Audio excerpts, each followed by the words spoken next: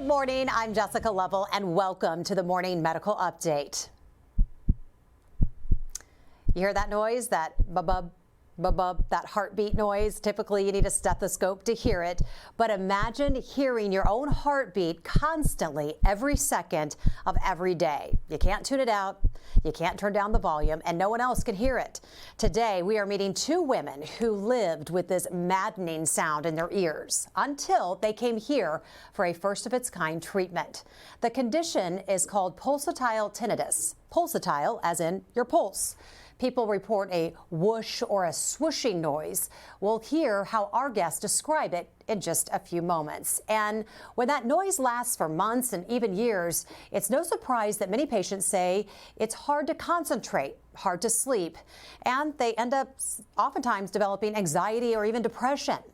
Up until recently, there was no proven way to fix pulsatile tinnitus, but now a minimally invasive procedure can cure certain patients. Joining us here in studio is Dr. Koji Ebersol. He is the Director of Endovascular Neurosurgery here at the University of Kansas Health System. So instead of cutting into brains, kind of like your average run-of-the-mill neurosurgeon, he is often doing more delicate work involving the blood vessels of the brain. Always great to have you center stage here at the table with us to talk about this. We're also joined in the studio by Christa Bird, one of your patients who developed pulsatile tinnitus in one of her ears after an unrelated brain surgery. We're going to hear from you in just a moment. And we are joined virtually from Lavina Cox, who had it in both of her ears. Lavina, good morning. Good morning.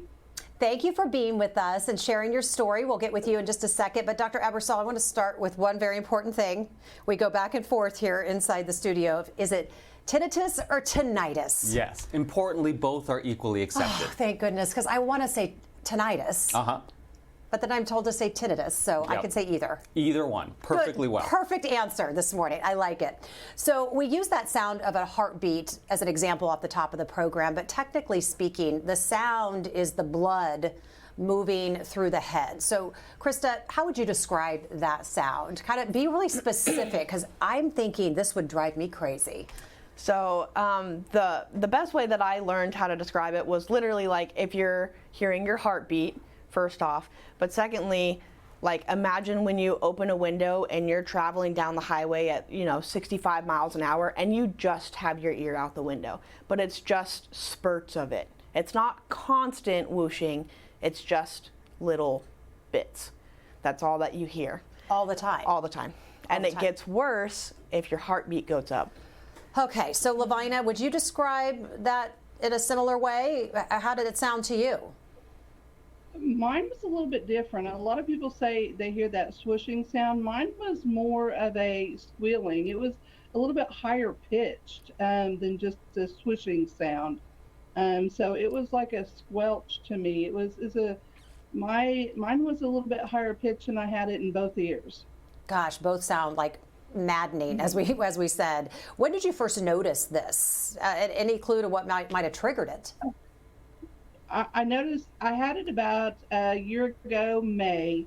I have no idea what triggered it. I'd had some dental work, but that's the only thing I could think of, and really no reason why that would have triggered it. We couldn't, I talked to several PCPs. Have no idea. It just started one day, and I have no idea.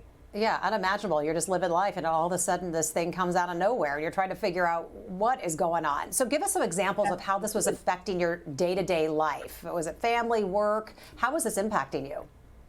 It was maddening. It was absolutely maddening.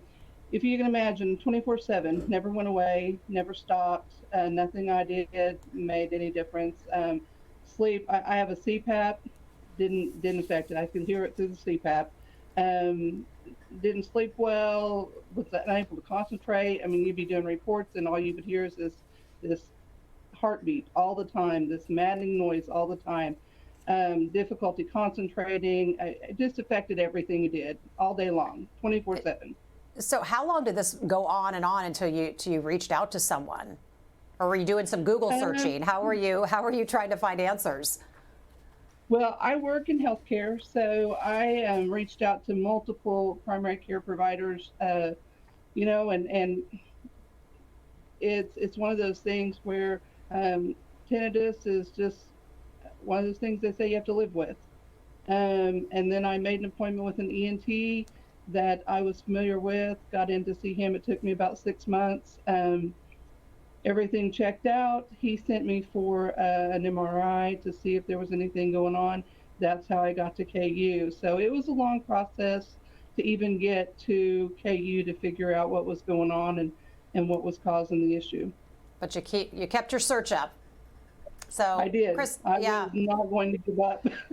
I don't think you could. I mean, that's just going on and on and on. I mean, you gotta keep going until you find an answer. And Christa, in your case, you had mentioned you had an unrelated brain surgery. So what was that surgery, and did you notice it after you had the surgery? So I had a pituitary adenoma, and it had to be removed, which was causing like Cushing's disease.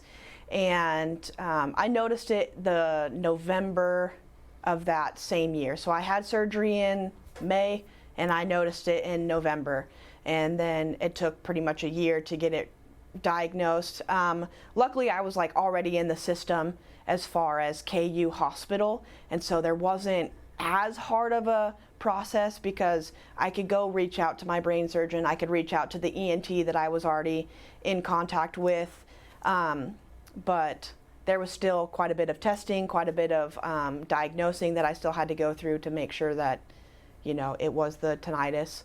And yeah, it was still a process. So you're an electrician's apprentice. You shared some example of your handiwork, and we have to say, very good cable management. This puts a smile on the face of our technical crew in the back here. They like a very organized set of wires there. So, Christa, but how did this affect your job? So I have a very, very like intensive, physically demanding job, whether it's lifting conduit, whether it's pulling wire, you know, like whatever that case might be. And the panel work that you guys were shown, you know, you're trying to focus on something that is so particular, and you need to be very careful. And, you know, you just have this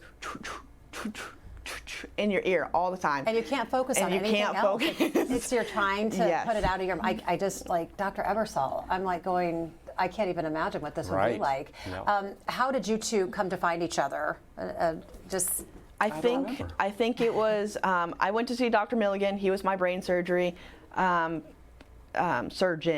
And then I went to go see Dr. I can't think of his name right now. He was my ENT doctor at the time, and he was like, I'm not really sure. I'm going to recommend you to Dr. Ebersol because he's a little more like fine-tuned in this type of stuff. And then I think your guys' nurses and stuff had me get all of the hearing testing and stuff like that to further diagnose it before we went and did the like the screening. Yeah. Lavina, how did you hear about this new procedure that Dr. Ebersol is going to tell us more about here in just a moment? Funny story. I had went to my ENT, as I told you, here in Oklahoma, and I'm a patient of Dr. Ojo's. And so when my MRI came back, and I had a meningioma, and so I reached out to her and said, hey, I've got this meningioma. I need a neurosurgeon. Who do you recommend? And she said, I think you should see Dr. Camarada. And I said, okay. So she helped me facilitate that. So I went to see him, my husband and I. And while we were in his office, he said, well, although you do have this, that's not what's causing your problem. And he starts texting on his phone. My husband and I looked at each other and were like, that's weird. And he said, I'm going to text my colleague because I think he might be able to help you. And I thought, now, how is that for a doctor? Right now, fixing my problem right here in this exam room. I thought that was the coolest thing I'd ever seen. It's nice when a really great doctor can speed dial another really great doctor right in front of you. I know. I thought I was a special patient that day. You are. You certainly are. Dr. Ebersol, so we're talking about ENTs and hearing, but you're a brain surgeon. True. So tell us about this treatment. How does this compare to other treatments since it's so new? Mm-hmm.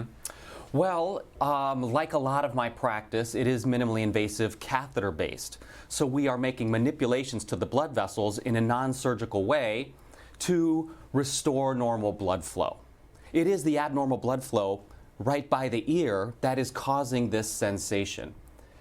And it's a structural change to the blood vessel itself. So once it's there, it will be persistent. There's nothing you can do to make this form of tinnitus go away. So you brought a slideshow for us I because did. we like pictures to help Sure. explain all this intricate work you're doing. Yeah. So let's pull those up and you can walk us through so we can see Okay. what's happening inside the ear. All right, so look, this is a face-to-face picture, and at the top of the screen, you're seeing that dark gray line. That is contrast in the blood of the vein. It's trying to drain out of the brain into the jugular vein of the neck in the direction of that blue arrow there. It gets importantly narrowed at the level of that red line so that the contrast, the blood, cannot flow out. And you can see how close that area is to the inner ear. It vibrates the ear structures, and that's where the sensation comes from. Next slide. So if you put a stent, a metal tube that opens the vessel in the region of the narrowing, you can restore the caliber. Next slide. Oh. You got another slide, guys? There we go. So we used to have this obstruction here. Next slide. And now you see the contrast flowing out completely in the direction of the arrow out of the neck, no longer vibrating on the ear. It can relieve the sensation immediately. And done. One and done? Now, is It this can somebody be one and done, yes. So where does this come from? What is causing pulsatile tinnitus? That part we don't yet understand. It does seem that the narrowing of this vein is the most common cause. The question is what causes the narrowing of the vein, and that part is not yet understood. How common is it? Pulsatile tinnitus is the most uncommon form of tinnitus. Tinnitus otherwise is a very common symptom that most patients experience as an annoyance. So what is tinnitus just as an annoyance? Yeah, it is a sensation that you are hearing in your ear and nobody else hears Like it. a ringing? A ringing is a common description, a buzzing, a whooshing. Pulsatile tinnitus is when those sensations are in time with your heartbeat. That is a different beast. Drive me nuts just hearing you talk about it. I mean, Absolutely. these ladies, I appreciate their, their push to find answers. But tell us more about this treatment and just how it's very new. And how important is it to treating people? And what were the options before this? Before, we did not know what to do about this problem, and so patients were told to simply deal with it. And they would try all types of interventions that you might see on the internet. These things are just not helpful. It is a structural problem of the blood vessel vibrating the structure of the inner ear. So it's been over the past 5 years or so that there's been an accelerating understanding and a real rush over the past, I would say, 12 months to understand that really this is the most causative entity, and you can treat it immediately if you find the right person. That's exciting for you to I do think so. something. Yeah, you're going to do something, and then immediately they're Yes. feeling good again. Yes. So who's a good candidate for this? Anyone with pulsatile tinnitus? A typical screen that you can do with your primary care doctor is if you have the tinnitus sensation, meaning you're hearing sounds that nobody else can hear, and it's in time with your heartbeat. Simple compression of the neck lightly with your hand can either importantly diminish or completely eradicate the sensation while you're holding the pressure, because you stop the blood flow movement vibrating the ear. If that is the setup for the patient, they are highly likely to have narrowing of that vein and might be a candidate for opening it. And does this happen over time, this narrowing? Again, I know we don't know a lot Yes. about it. Just Yeah. learning if it's something Yes. that... Well, our best understanding is there's a gradual narrowing process, and then it reaches a critical point that the flow changes. Take, for example, if you have a nice, smooth, meandering river, and then you get a mudslide that cuts off half of the river. Now everything has to gush through this side channel. It's comparable to that. What was screening like, Christa? It was pretty simple for the most part, mostly because I was pretty familiar with the actual procedure that he had done, because I had to have him do one for my Cushing's disease, where he was inserting the catheter, up through the bloodstream and stuff, and he was putting dye around the tumor to make sure that it was responding the way it was or wasn't supposed to. And so I was familiar with it, and it was... This one was, I was asleep, right? I don't remember. For it. Could be. I think I was asleep for the procedure, so I mean, I really didn't feel it anyways. But I mean, it was quick. It was like an hour long for the screening, and then I thought it was the coolest thing ever to see all of the dye move through the blood system, because you don't get to see that normal kind of stuff just day to day. And then he was able to show me right where the blockage was, and I was like, it was my aha moment. Yeah. This makes sense. And I was like, there actually is something wrong. So, Lavina, how long did it take after the procedure for you to stop hearing the noise? The first procedure that he did, it was instant. I mean, when I woke up, it was gone. I had vision issues before. They were completely gone. So that was, the first procedure was on the right, and it was the minute I woke up. So simple recovery, to say? Yeah. Yeah, I was out of the hospital the next day, came home. It was simple. The second procedure was the same. I mean, it was nothing really. So here's the part we like to hear: is how is life for you today? Wonderful, much better. Yeah, I'm back to normal life, more active. My grandkids, loving going and watching them play football, exercising again, enjoying life with my family. It has made a tremendous difference in my everyday life. I'm not exhausted. I'm able to do things that I was able to do before, but just in a lesser capacity because I was so tired all the time. And you actually had this done during Thanksgiving, I understand. So you were able to celebrate family and listen to them and not that sound in your ear. Yeah, I had surgery I had surgery on Tuesday. I left the hospital on Wednesday and cooked Thanksgiving dinner on Thursday. There you go. I like that. One and done, and you're back to life again. So, Christa, what about you? What is the biggest change for you? And we don't really realize how life changes for us until we go through something that's chronic, and then you kind of you've taken it for granted some of the things that we and then it's just gone. That it's gone. Yes. So tell us what that was like for you. So one of the biggest improvements I had was some of the screening that I did prior to going and seeing Dr. Ebersol was a hearing test, and it was in my charts that I was like pretty much going deaf in my left ear because that whooshing sound was so overtaking that I couldn't hear anything. And so it helps a lot because I'm not constantly asking my coworkers, oh, what did you say? I didn't hear you. Or like, it's just, I'm allowed to focus a little bit better. And I had kind of like a short fuse because I would get irritated because I wasn't hearing or I wasn't understanding because it was only coming in through one ear. And so it's just been so nice to be able to like lay down on my pillow and not hear it. Little simple things in life. I know, Dr. Ebersol, this is a new procedure, but are these stories similar to what you're hearing from patients as far as getting back to those simple things in life? Absolutely. It is very impressive how predictably it works for the right candidate. You are expecting the patient to have very important response, if not complete resolution, when they wake up from the procedure. Yeah, a lot of times you have to wait and say, okay, weeks later we'll see, you come back, we'll see how you're doing, your progress, but it's like instant. That's gotta feel good. So if you're watching and you have any questions, send those in. You can use the chat on YouTube or Facebook. You can tweet us or email the Medical News Network. We do want to give you an update on this week's COVID count. As of Monday, the health system has 12 active COVID inpatients. Now, none of them are in the ICU or needing a ventilator.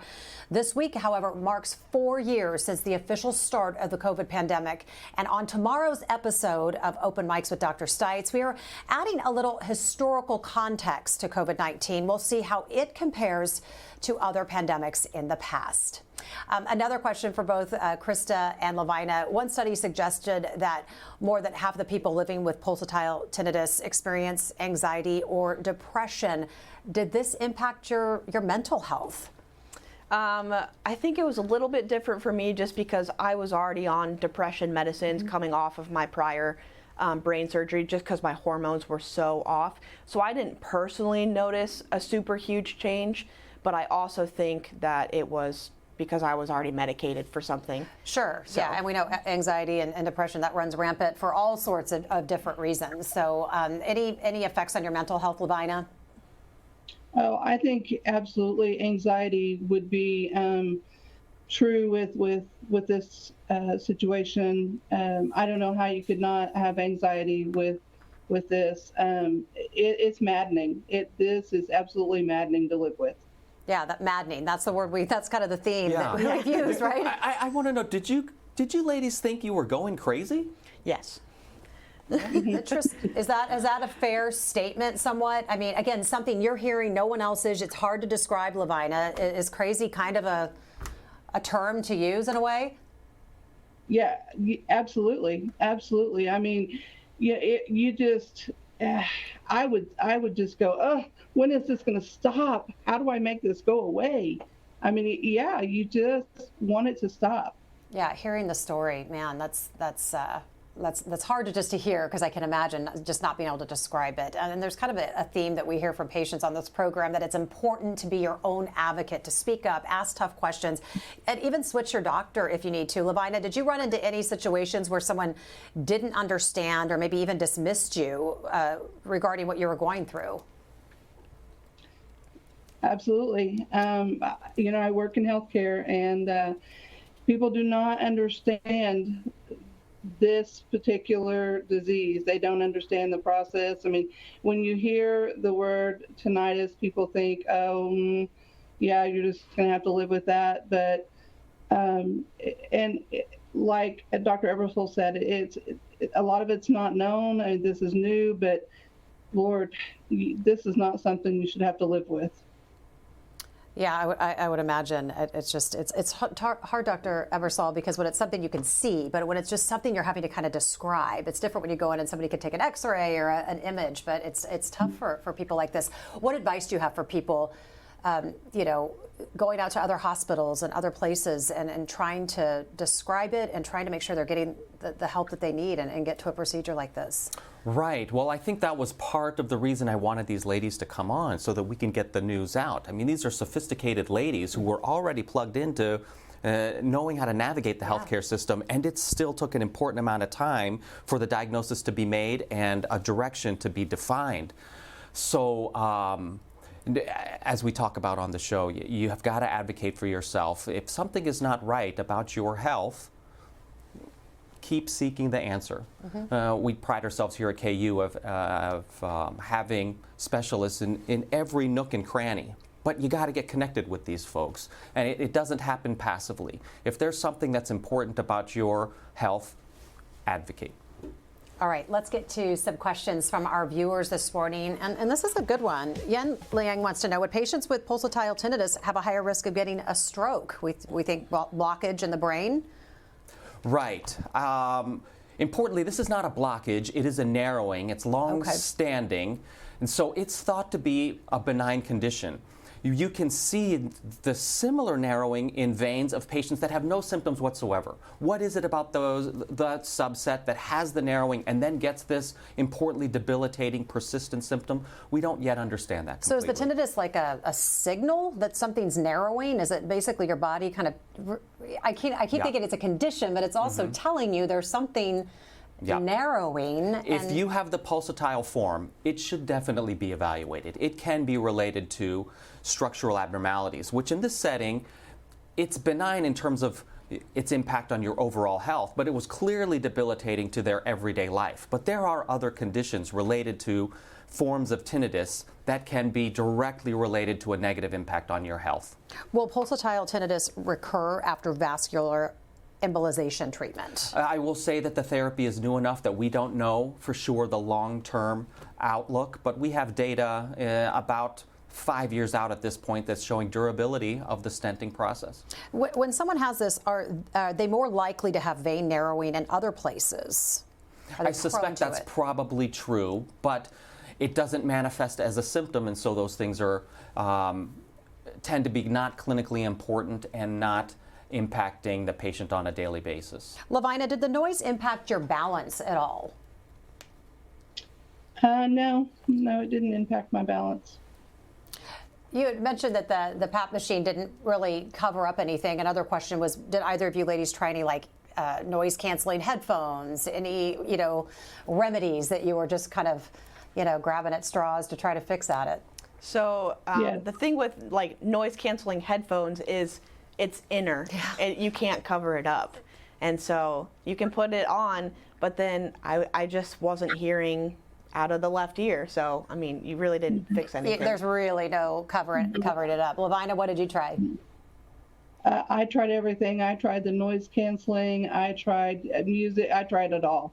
I tried the drops. I tried everything they had out there.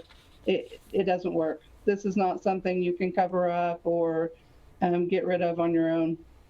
Well, I want to get our takeaways today, and you just made a really good point. These are two women that know their way around the healthcare system, but it's really important to be your own advocate and keep pushing and asking questions.